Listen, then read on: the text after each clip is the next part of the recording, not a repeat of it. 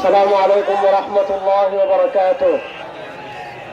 আমি কোনো ধর্মের ভূমিকা ছাড়া একটা কথা বলবো।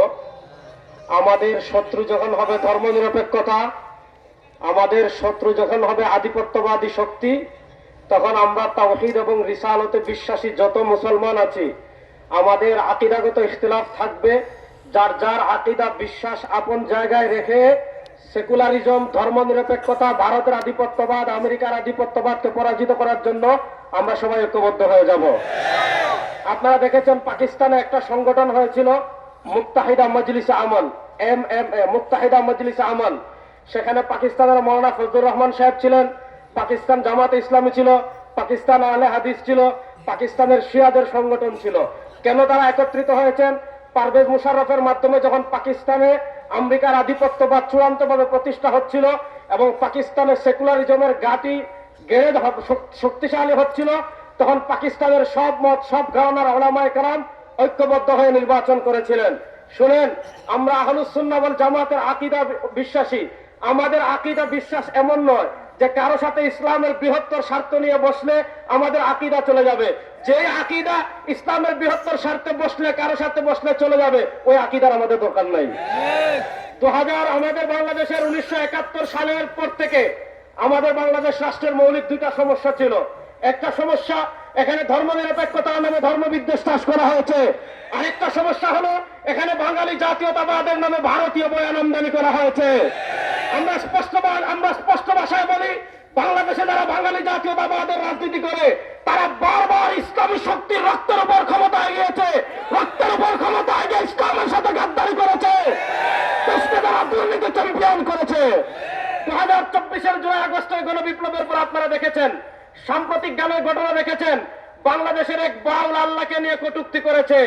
বাংলাদেশের সব ধর্মপ্রাণ মানুষ তার বিরুদ্ধে ফুঁসে উঠেছে। শুনেন, আপনারা যদি আল্লাহকে গালি দেওয়া, নবীকে গালি দেওয়া আপনাদের বাক স্বাধীনতা বলেন, তাহলে তার জিহ্বা ছুঁয়ে ফেলা আমার হাতের স্বাধীনতা, চোখ তুলে ফেলা আমার হাতের স্বাধীনতা। প্রশ্ন হলো, বাংলার বিরুদ্ধে আল্লাহকে গালি দিয়েছে, সারা বাংলাদেশের মুসলমানরা প্রতিবাদ করেছে। বিএনপির মহাসচিব মির্জা ফখরুল ইসলাম আলমগীর সাহেব, আপনি আমাদেরকে বলেছেন আমরা নাকি ধর্মান্ধ। শোনেন, আগামীর বাংলাদেশ ধর্মান্ধ মুসলমানদের হবে। শরিয়া বিশ্বাস করে না, কোরআনকে বিশ্বাস করে না, তাদেরকে লাল কার্ড দেখানোর জন্য প্রস্তুত আছে।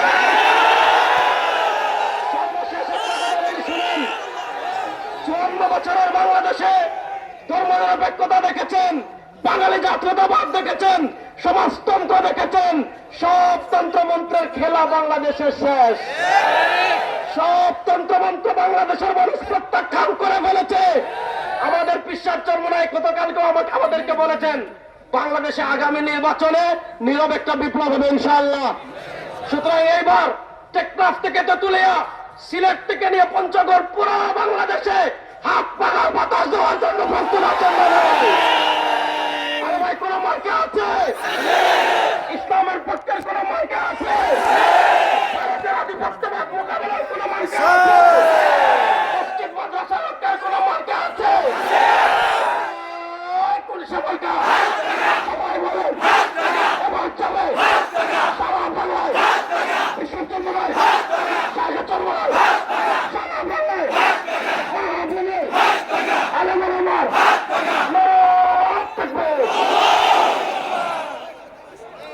সম্মানিত হাজিরিন, ওলামা মাশায়েখ ও দিনদার বুদ্ধিজীবী